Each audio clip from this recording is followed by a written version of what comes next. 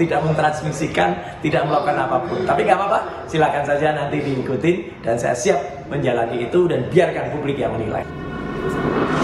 Senada dengan Roy, Rismond Sianipar juga mengaku tidak gentar menghadapi proses hukum yang berlangsung di Polda Metro Jaya. Rismond menyebut akan melawan apa yang disebutnya sebagai kriminalisasi dalam perkara ijazah Jokowi. Kami tidak gentar sama sekali ya untuk menghadapinya karena kami berbasis ilmiah dan berbasis sains dan fakta-fakta di lapangan, sehingga kami akan lawan ya segala bentuk kriminalisasi terhadap kami. Ya, kami tidak gentar sama sekali. Kami akan melanjutkan perjuangan ini karena kami tidak ingin ke depan seorang presiden ya memiliki latar belakang pendidikan yang diragukan oleh publik. Sementara kuasa hukum Joko Widodo Rifai Kusumanegara bilang naiknya kasus ini ke penyidikan bahwa ada kebenaran yang dilaporkan Jokowi hingga mengandung unsur pidana. Kami sendiri tidak pernah ya dengan menghormati asas praduga tidak bersalah, kami tidak mau mendahului siapa terlapor di perkara ini karena kembali lagi Undang-Undang ITE itu sangat luas ya, yang bisa terus serta dilibatkan siapa yang melakukan editing, siapa yang melakukan transmissing, siapa yang menyampaikan kalimat-kalimat yang bertendensi fitnah dan pencemaran. Itu biar diurai secara hati-hati oleh pihak penyidik. Sebelumnya, Polda Metro Jaya menyatakan menemukan unsur pidana dalam perkara ijazah Jokowi. Salah satunya aduan yang dilaporkan Jokowi pada 30 April lalu terkait pencemaran nama baik dan fitnah. Polda Metro Jaya juga menerima 5 laporan soal ijazah Jokowi lainnya. 3 diantaranya juga naik ke tahap penyidikan dengan objek perkara penghasutan. Lalu, Baris Krim Polri juga telah melakukan gelar perkara khusus pada Rabu pekan lalu dalam perkara ijazah Jokowi. Tim Liputan Kompas TV.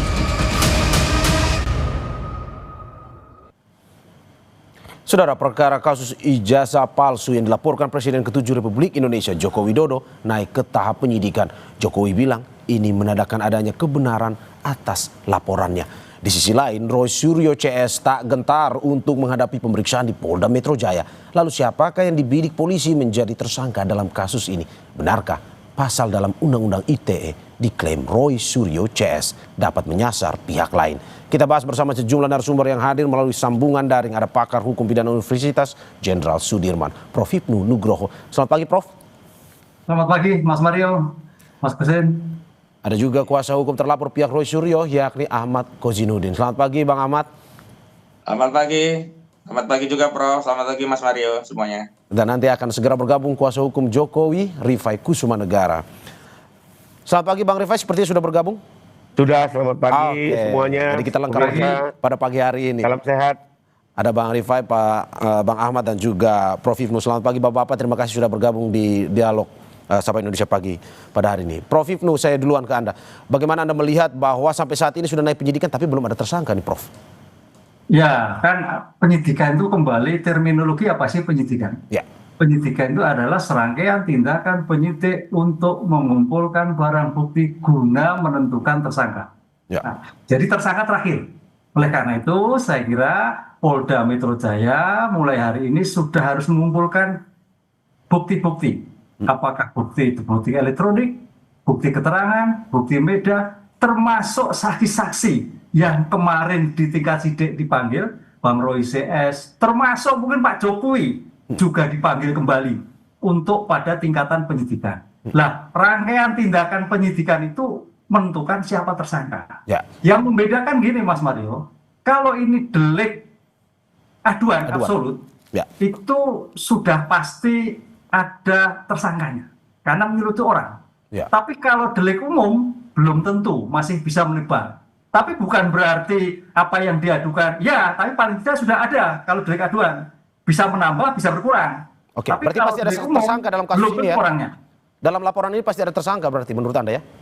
Ya, pengadu biasanya sudah dimintai. Siapa kira-kira yang menjadikan, kan ada beritanya kan ya. Itu loh. Nah, itu untuk memudahkan. Itu yang membedakan delik umum dan delik aduan. Ya. Oke, dan dari terlapor yang ikuti rangkaian pemeriksaan kemarin, apakah peluang menjadi tersangka? Ya, itu tergantung dari bukti yang bukan. Makanya di sini nanti bukti-bukti itu berbicara bukti mengarah kepada siapa saja sih yang waktu itu memberikan suatu keterangan yang menyudutkan, yang memberikan berita bohong, yang dan sebagainya. Karena ini kan tindak pidana ini suatu, ya kalau dikatakan sebab akibat ya, sebab akibat dari dugaan kepalsuan, dugaan itu membiarkan adanya suatu pencemaran kan gitu. Jadi tidak bisa terpisahkan. Ini suatu rangkaian. Oleh karena itu perdebatannya kemarin Pak Ahmad Khoizul kan, ini gelar perkara dulu, dari dulu diteruskan atau tidak tergantung. Ya. Ini suatu rangkaian. Walaupun suatu yang berbeda, tapi tidak bisa dipisahkan. Oleh karena itu mudah-mudahan nanti dalam hal penyidikan ini menjadikan terbuka semua, baik terhadap pencemaran termasuk ijazahnya diberikan dalam suatu pembuktian dalam pemeriksaan yang bersangkutan. Oke, saya ke Bang Ahmad. Bang Ahmad, klien Anda punya potensi untuk menjadi tersangka dalam kasus ini. Tanggapan Anda seperti apa? Ya, yang pertama memang proses penyelidikan ditingkatkan menjadi penyidikan itu kewenangan subjektif aparat penegak hukum dalam ini polisi di Polda Metro Jaya. Tapi tahapan proses dan prosedur dalam peningkatan penyelidikan menjadi peningkatan itu adalah suatu hal yang objektif yang bisa dinilai oleh para pihak termasuk kita semua rakyat Indonesia. Dan dalam konteks itulah saya menilai ini Polda kebelet ingin memenjarakan orang. Karena demikian, sebagaimana Prof. Ibnu tadi sampaikan bahwa kasus ini tidak bisa dilepaskan dengan dugaan ijazah palsu yang sudah dilakukan prosesnya di Barreskrim Mabes Polri. Dan terakhir, Barreskrim sedang mengadakan gelar perkara khusus oleh Biro Wasidik yang sampai hari ini belum diketahui hasilnya. Semestinya proses ini baru bisa dilanjutkan setelah tegas jelas ada hasil dari Barreskrim Mabes Polri tentang Biro Wasidik apa hasil dari gelar perkara khusus.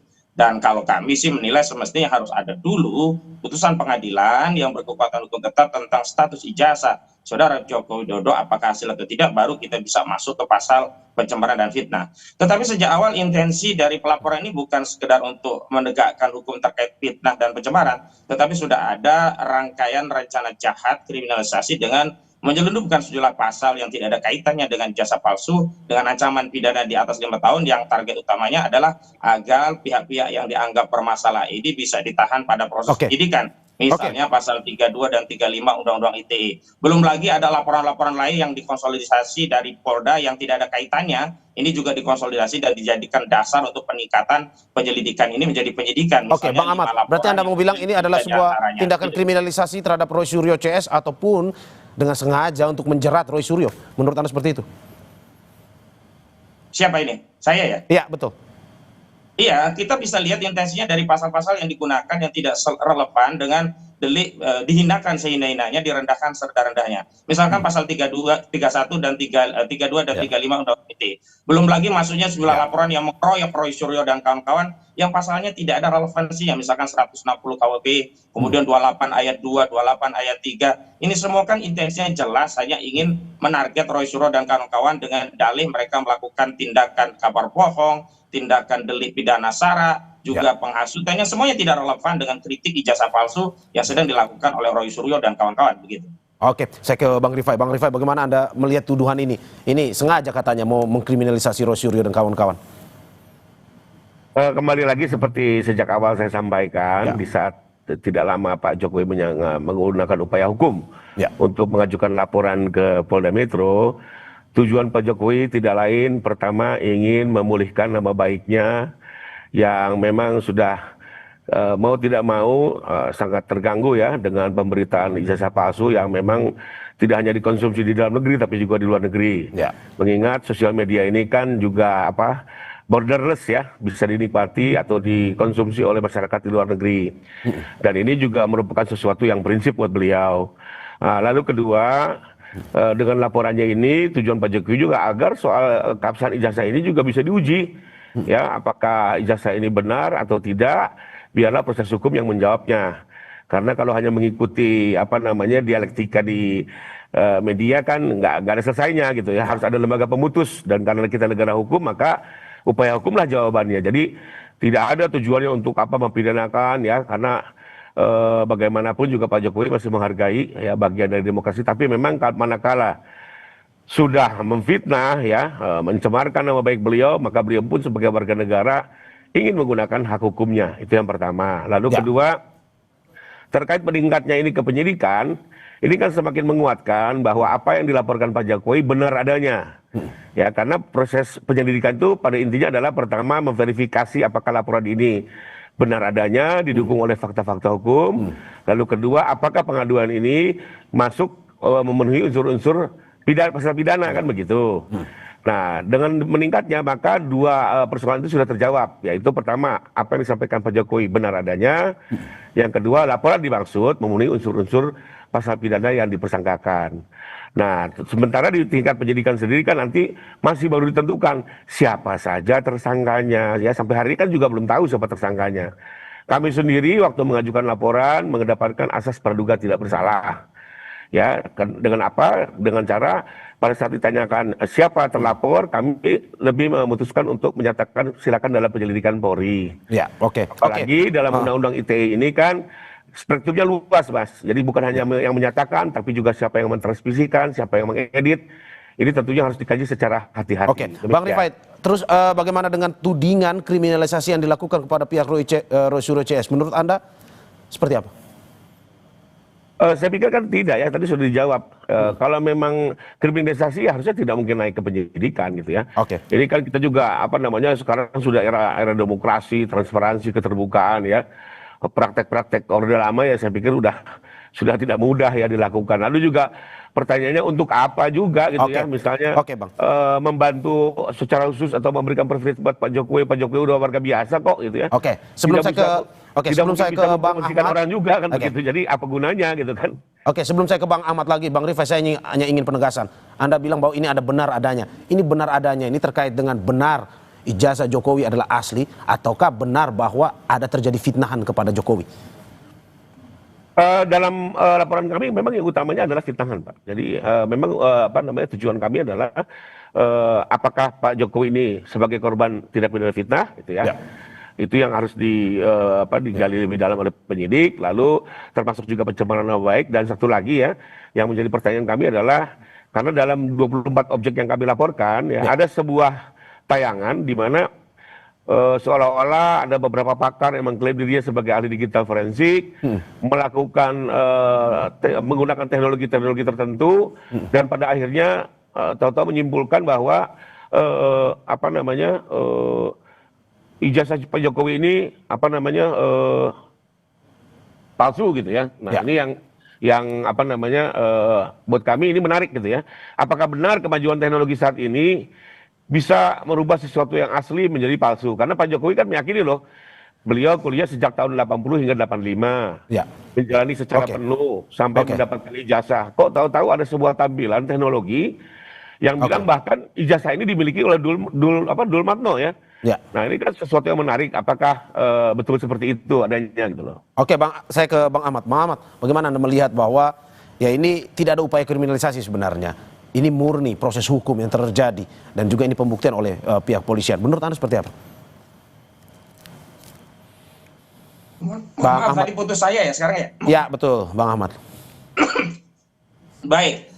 Meningkatnya proses penyelidikan ini menjadi penyidikan justru itu konfirmasi kriminalisasi sedang, telah, dan akan terus terjadi. Yang kedua, kenapa sih kita persoalkan? Kenapa? Karena metode untuk mengembalikan kehormatan Saudara Joko Widodo itu tidak nyambung.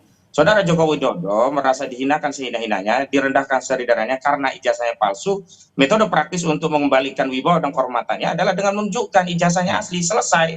Bukan dengan melaporkan orang ke polisi. Laporan orang ke polisi itu ujungnya penjara. Tidak ada laporan ke polisi itu ujungnya kemudian diberi makanan enak dan seterusnya, lalu fasilitas mewah. Tidak, akan berujung penjara. Dan kita lihat intensi kriminalisasi itu terbaca manakala laporan tadi tidak fokus dengan pasal 310 KUHP, 311 KUHP, dan 227A Undang-Undang ITE yang ini merupakan gendus delik pasal yang berkaitan dengan pencemaran dan fitnah. Tetapi sudah disusupkan di sana ada pasal 35 yang ancaman pidananya 12 tahun dan pasal 32 Undang-Undang ITE yang ancaman pidananya 8 tahun. Dan di dalam KUHP, orang dengan ancaman pidana di atas 5 tahun itu bisa dilakukan penahanan. Intensi kasus ini adalah ingin segera mentersangkakan, dan dalam proses pentersangkaan itulah ingin segera memenjarakan orang, padahal pada saat yang bersama aktivitas memenjarakan orang ini tidak bisa memulihkan wibawa dan kehormatan saudara Joko Widodo, karena masyarakat itu hanya bisa memulihkan wibawa itu manakala tahu ijazahnya itu asli, dan ini sudah terbukti saat Bambang Trimulyono dan Gus Dur dipenjara oleh Pengadilan Negeri Surakarta, hingga sampai hari ini masyarakat masih terus mempertahankan ikhwal soal ijazah palsu. Bang. Selanjutnya, Bang Ahmad, tapi kan sebenarnya untuk permasalahan ini kan beda-beda sebenarnya. Untuk ijazah sendiri di Bareskrim, tetapi ya Pak Jokowi juga punya hak dong, dalam arti bahwa merasa dirinya difitnah untuk melaporkan ke Polda. Dalam arti ini memang sesuai sejalur hukum. Menurut Anda itu bagian masih dari kriminalisasi dan memang harusnya Pak Jokowi menunjukkan ijazah aslinya untuk menghentikan kasus ini, atau bagaimana?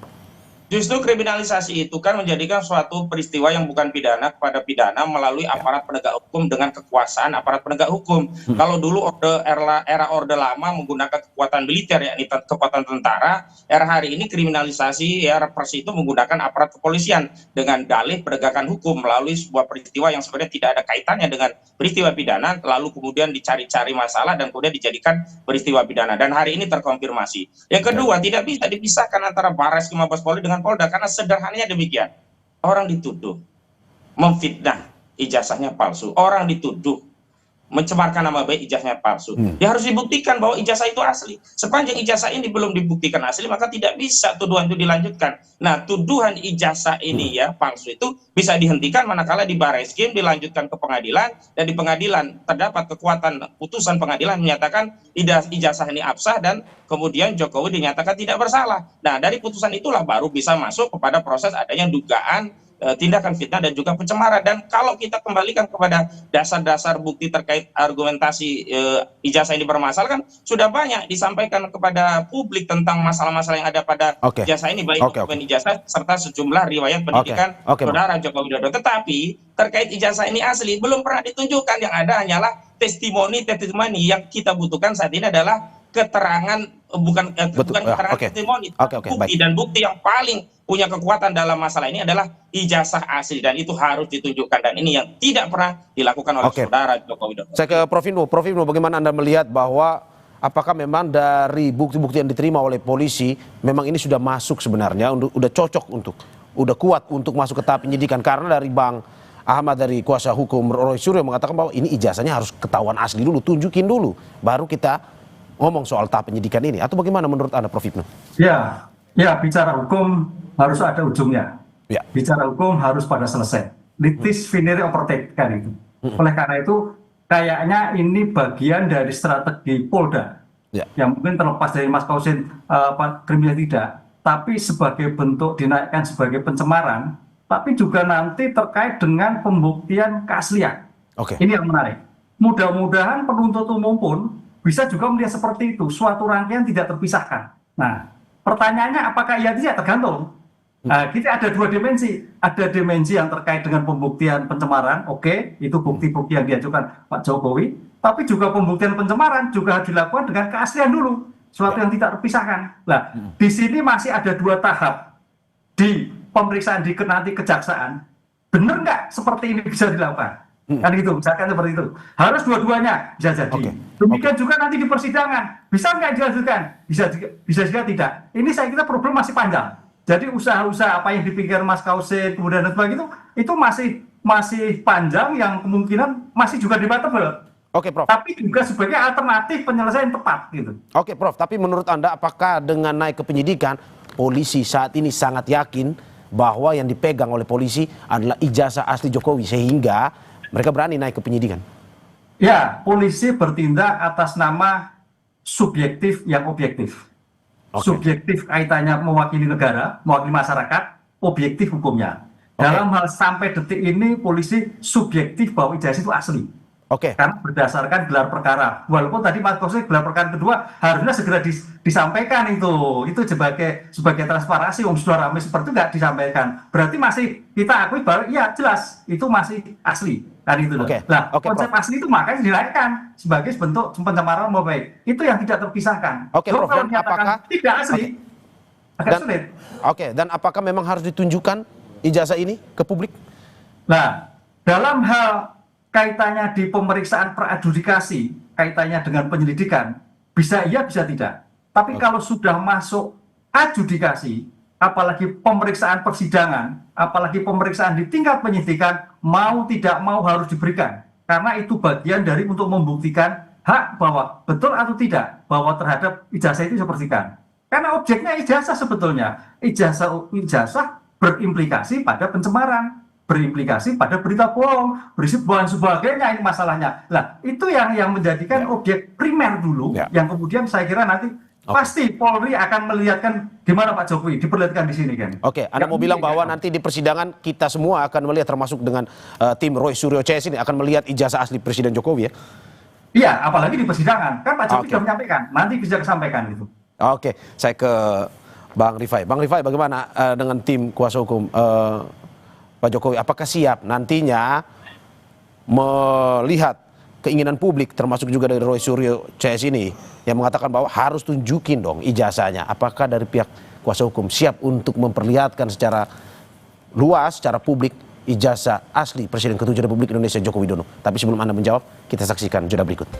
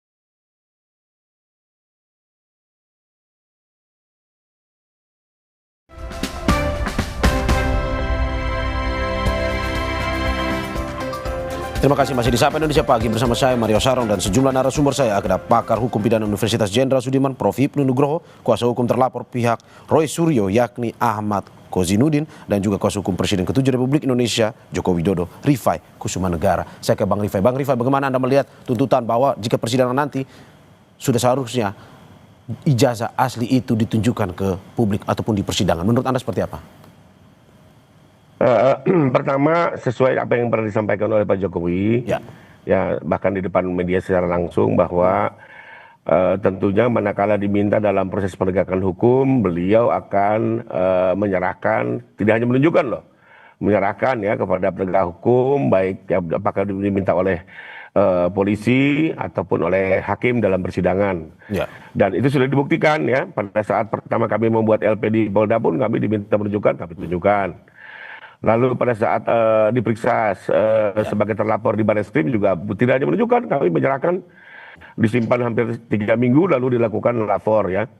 Jadi pada intinya kita tentunya kooperatif dan siap terbuka. Bahkan juga pernah di kediaman beliau kan dengan beberapa media, wartawan media mainstream beliau berikan juga, beliau tunjukkan. Nah cuma memang intinya adalah ya beliau juga tidak mau seenaknya orang ngomong tunjukkan lalu tunjukkan gitu. Memang siapa gitu kan. Orang juga harus tahu diri gitu loh. Dalam kepentingan apa? Anda siapa kan begitu. Tolong juga dilihat hubungan hukumnya kan begitu. Apalagi ada 2 undang-undang juga yang melindungi kami untuk tidak ada kewajiban hukum kami untuk sekedar menunjukkan siapapun diminta orang ya. Termasuk nanti dalam persidangan ya, manakala perkara Polda melaju, kalau tidak salah saya dapat info juga akan dilakukan lapor ulang ya. Dan tentunya kami akan serahkan, dan manakala nanti disita untuk ditunjukkan di sidang tidak ada masalah. Ya kami akan kooperatif ya. Lalu kedua tadi saya mau komentar sedikit nih dari kuasa hukum TPAI terkait bahwa kriminalisasi. Menurut saya iya gitu ya, kalau Pak Jokowi dilaporkan itu bukan kriminalisasi. Tapi kalau Pak Jokowi melaporkan balik itu kriminalisasi. Menurut saya gini deh, kita kan sama-sama lah, ini negara hukum, kita kawal saja perkara ini masing-masing. Ya kita lakukan upaya hukum terbaik, baik dari segi penasihat hukum pelapor maupun terlapor. Kita gunakan hak hukum sebaik-baiknya, dan saya sendiri berharap persidangan ini nanti terbuka, fair trial ya, berimbang, dan bisa jadi pendidikan hukum buat masyarakat. Lebih kurang itu komentar saya. Oke Bang Ahmad, bagaimana Anda melihat ini? Katanya kalau pas Presiden Jokowinya yang dilaporkan itu kriminalisasi, tapi kalau Presiden ke-7 Joko Widodo yang melaporkan katanya itu kriminalisasi buat Roy Suryo CS. Ini tanggapan Anda seperti apa? Sederhana saja, kalau penyidik atau penegak hukum itu memproses 2 laporan secara imbang, maka tidak ada kriminalisasi. Ini kan faktanya, Dumas TPUA, hanya Dumas loh tidak jadi LP, tidak diterima LP, itu tidak dilanjutkan, sementara Saudara Jokowi 30 April langsung menjadi LP dan sampai hari ini akhirnya ditingkatkan menjadi penyidikan. Itu satu soal menjadi parameter. Yang kedua, kalau kita mau fokus dulu soal ijazah ini asli atau tidak, itu kan ada 3 mekanisme. Melalui PT-UN, melalui perdata, dan melalui pidana. Melalui PT-UN tidak mungkin karena basicingnya sudah lewat 90 hari. Melalui perdata selalu saja ya di NU, dan kemarin di Surakarta akhirnya di NU, sehingga tidak bisa masuk untuk melihat ijazah. Karena apa? Dihentikan, belum sampai pokok perkaranya. Dan kalau melalui pidana, yang paling fair itu dengan pasal 263 KUHP. Dumas yang diajukan di Barreskrim, bukan melalui pasal fitnah dan pencemaran. Jadi tuntaskan dulu dugaan 263, kalau tidak terbukti Jokowi bebas, dan terbukti dalam pertimbangannya ditegaskan bahwa ijazah tersebut sah, tidak ada masalah, baru masuk ke pasal fitnah dengan modal putusan itu. Ini kan dipaksa, nggak seimbang. Kita diminta untuk membuktikan sesuatu, sementara kita menjadi terdakwanya nantinya. Kenapa? Karena untuk membuktikan ijazah dokumen asli itu bukan dalam konteks ya pasal 263 tentang dugaan pemalsuan dokumen, tapi dalam rangka untuk membuktikan 310 dan 311 KUHP. Dan di dalamnya juga memuat 32 Undang-Undang ITE, 35 Undang-Undang ITE, 160 KUHP, 28 ayat 2, 28 ayat 3 Undang-Undang ITE. Ini kan intensinya kelihatan jelas. Kalau tadi loh persoalannya hanya soal ingin mengembalikan marwah wibawa, ya udah nggak usah pakai pasal 35, 32. Fokus saja 311, 310. Kan itu laporan Saudara Jokowi, ada pasal 35 yang ancamannya 12 tahun, ada pasal 32 yang ancamannya 8 tahun. Ini kan intensinya jelas mau menjarain orang. Kalau memang targetnya mau menjarain orang, itu kan sudah dilakukan juga terhadap Gus Dur. Dan persoalannya kan di Gus Dur, sidang selama 6 bulan saya hadir, itu ijazah kan juga nggak pernah dihadirkan gitu loh. Apakah iya sekarang mau memperlama persoalan ini kalau memang ada asli dengan menunjukkan ijazah, itu juga selesai dengan dalil tidak punya kewenangan dan sebagainya. Ada hubungan hukum warga negara dengan Presiden ke-7. Dia dulu itu pernah memegang jabatan sebagai kepala negara dan kepala pemerintahan selama 2 periode. Dan menjadi hak warga negara ingin tahu, bertanya, apakah presidenku punya ijazah asli atau sebaliknya? Memang ijazahnya palsu. Dan tinggal dijawab, ini loh rakyatku, aku dulu memimpinmu 10 tahun, ijazahku asli. case close gitu Oke. loh. Nggak perlu ada korban, nggak ada yang perlu masuk penjara, nggak perlu ada yang dihinakan sehina-hinanya, nggak perlu ada yang direndahkan serendah-rendahnya. Sesimpel itu begitu loh. Oke, tapi kan memang sudah ada Mas Ahmad disclaimer bahwa itu sudah ada Barreskrim bilang itu valid. Ini Polda pun begitu. Bagaimana Anda melihat ini? Bahwa ini sudah ada pernyataan dari satu institusi polisi yang menyatakan bahwa itu valid. Sepanjang tidak ada perdebatan sengketa terkait apakah absah atau tidak dokumen ini, sebenarnya otoritas UGM pun cukup. Tapi hari ini kan dipersoalkan. Kalau ada persoalan hukum, maka otoritas yang paling berwenang untuk menentukan satu sengketa antara para pihak ini ya putusan pengadilan. Dan ingat, putusan pengadilan itu tidak hanya putusan judek faksi tingkat pertama, tapi harus judek juris tingkat Mahkamah Agung. Artinya harus berdasarkan putusan pengadilan yang berkekuatan hukum tetap. Maka di situ tidak ada lagi perdebatan. Kalau hari ini, mohon maaf, kalau versi Barreskrim, dulu kasus Joshua Huta Barat, versi Barreskrim seperti apa? Ternyata waktu diperiksa lebih lanjut berbeda. Dulu versi-versi penyidik dari kasus Vina Cirebon seperti apa? Ternyata kenyataannya berbeda. Karena itu hari ini kita tidak sedang mempersoalkan daripada kelembagaan dari institusi Polri, tetapi pada proses, tahapan, prosedur, serta berbagai tindakan institusi penegak hukum kita yang harus kita kontrol. Dan saya sekali lagi mau konfirmasi, memang Saudara Joko Widodo bukan lagi presiden hari ini, tetapi naiknya kasus ini menjadi LP langsung diterima di 30 April, sementara Dumas nggak pernah naik-naik, lalu hari ini naik menjadi penyidikan, itu menjadi bukti bahwa Saudara Joko Widodo meskipun sudah purna tugas, tapi kekuasaannya masih melingkupi seluruh aparat. Karena itu saya tidak percaya kasus ini sebelum Kapolrinya diganti. Karena apa? Kapolrinya itu dulu yang melantik adalah Saudara Joko Widodo. Secara bahasa Jawa saja pasti ewo-bekewo, apalagi kalau sudah banyak hal-hal yang diberikan oleh Saudara Joko Widodo kepada Listio Sigit Prabowo. Karena itu kalau ingin kepercayaan publik terhadap masalah ini bisa kredibel gitu ya, harusnya transparan. Nah, ini Polda mengulangi yang di Barreskrim ya, gelar perkara nggak ngajak para pihak saja dipersoalkan dengan gelar perkara khusus. Hari ini gelar perkara sepihak, kamu nggak pernah dilibatkan. Dan laporan awal Saudara Jokowi, ini buktinya cuma apa? Fotokopi. Mana mungkin kemudian masyarakat melihat ini tidak ada kekuasaan yang bermain di sana. Soal bahwa ada bantahan-bantahan itu silakan saja, dan saya juga membalikan tafsiran tentang ada tidaknya kekuasaan bermain, ada tidaknya kriminalisasi dalam kasus ini kepada seluruh masyarakat. Demikian. Oke, Bang Rifai, bagaimana Anda melihat bahwa sebenarnya kalau dari kuasa hukum Roy Suryo dan teman-teman bilang ya sudah tunjukin saja ijazahnya, tidak perlu sampai melaporkan terkait dengan laporan teman-teman ini. Menurut Anda seperti apa? Ya, masalahnya kan tidak sesimpel itu. Contohnya, kita lihat sendirilah UGM sendiri sebagai lembaga yang memiliki otoritas sudah memberikan statement resmi ya secara terbuka, ya bahkan disaksikan oleh teman-teman alumni gitu ya. Sudah menjelaskan ijazah itu asli, kan tidak selesai gitu loh. Memang tujuannya kan bukan itu gitu ya, tidak hanya sekedar memverifikasi, ya tapi memang ini kan apa namanya ingin terus diangkat menjadi isu politik ya. Dan kita sudah melihat itu ya, sekalipun kami orang hukum juga, tim kami juga ada tim politik juga yang memberikan masukan-masukan ya, tentunya tidak apa namanya senaif itulah gitu ya. Kedua, pertanyaannya kalau ditunjukkan nih, apakah sekarang mata kita bisa melihat membuktikan ini asli atau tidak? Tentunya kan tidak kan. Kembali lagi apa? Laboratorium forensik yang menentukan. Ya, jadi ini sebenarnya kalau saya sih di awal dulu menyebutnya di jebakan Batman gitu ya. Ditunjukkan, nanti difoto, setelah difoto dikaji lagi secara digital forensik yang memang sebenarnya nggak bisa gitu ya. Beberapa ahli juga sudah didengarkan, bukan hanya di mana-mana, di media banyak ahli digital forensik sudah banyak bicara bahwa memang untuk bukti ijazah itu harus secara forensik konvensional, tidak bisa dengan digital forensik. Karena apa? Seperti contoh uang palsu ya, uang palsu dengan uang palsu yang kita foto. Untuk menguji keaslian uang palsu kan tentu harus dilihat jenis kertas, jenis tinta, jenis benang pengaman. Itu semua kan bisa dilihat manakala diperiksa secara analog.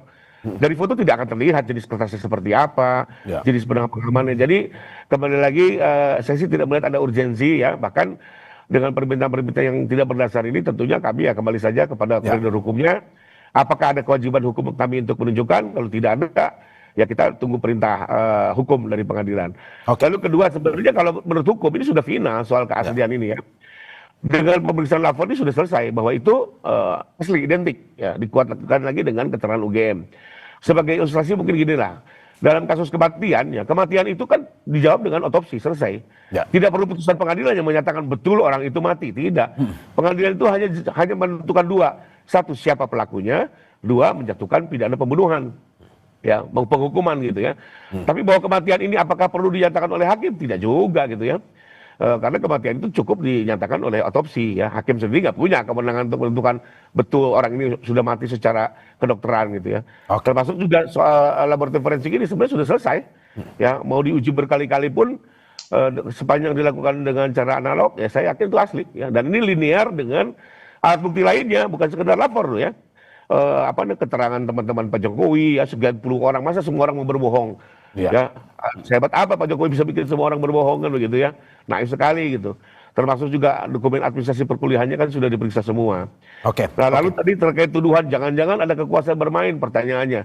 PN Solo ini baru menyatakan gugatan itu NO. Apakah ada kaitannya Kapolri dengan PN Solo gitu ya? Kan nggak ada hubungannya. Itu kekuasaan yudikatif yang terpisah ya. Jadi kembali lagi ya soal bahwa tentunya pihak terlapor akan selaku melakukan berbagai upaya untuk melakukan pembelaan, kami hargai karena kami juga sering di posisi itu ya. Tapi kembali lagi litis finiri oportet ya, sesuai yang disampaikan Prof. Semua harus ada akhirnya, publik juga ingin dapat kepastian. Saya ke Prof Ibnu. Prof Ibnu, bagaimana Anda melihat perdebatan ini? Satu sisi ya tidak perlu harus menunjukkan secara langsung, ada ranah-ranahnya, ranah hukum untuk menunjukkan ijazah Jokowi. Tapi di satu sisi dari Rosyuri CS sudah ini perlihatkan dong untuk menghentikan kriminalisasi yang dianggap seperti itu. Menurut Anda seperti apa? Iya, ada dua dimensi ya menurut saya. Ya. Kalau bisa lebih cepat lebih baik kan gitu. Apa lebih cepatnya apa? Lebih cepat nih? Iya, karena ini kan delik aduan. Iya. Delik aduan itu semua tergantung pada pengadu. Ya. Jadi kalau Pak Rifai, Pak Jokowi itu sudah mencabut, sudah selesai kan gitu loh. Ya. Dengan catatan sudah menerima, clear, tidak ada masalah, selesai, nggak usah sidang. Iya. Itu delik aduan. Dan nanti di tingkat penyidikan, penuntutan pun juga masih bisa cabut. Nah, pertanyaan yang kedua, kalau Mas Maksudin itu masih panjang. Nah, disitulah nanti uji forensik rame. Karena ilmu forensik itu adalah ilmu bantu.